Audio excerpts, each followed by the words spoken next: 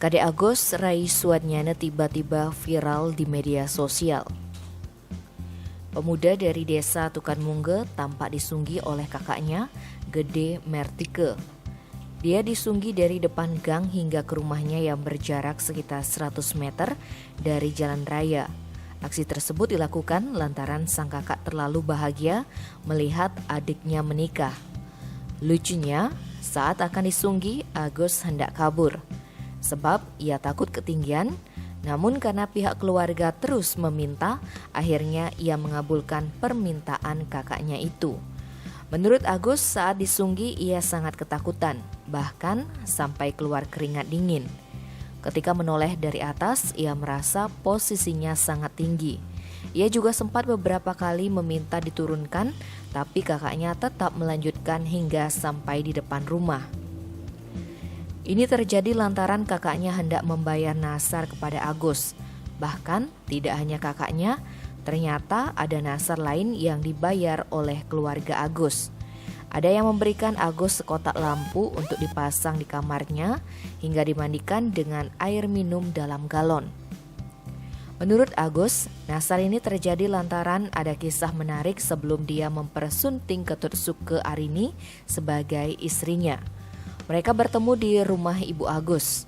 Saat itu, ibunya menjual bunga untuk sembahyang. Arini adalah pelanggan tetapnya. Ketika Hari Raya Galungan, Arini pun melancong ke rumah Ibu Agus. Di sanalah mereka berkenalan. Kemudian ia pun meminang istrinya tepat pada hari ulang tahun Arini, yakni tanggal 8 September. Karena pada dasarnya Agus adalah seorang yang mudah grogi, maka untuk meminta nomor WhatsApp, Agus mengutus temannya namun menggunakan HP miliknya. Usut punya usut, Agus lalu deg-degan dan gemetar bila bertemu dengan lawan jenis. Itulah alasan mengapa ia lama mendapatkan jodoh. Agus mengaku tidak pernah pacaran selain dengan istrinya ini.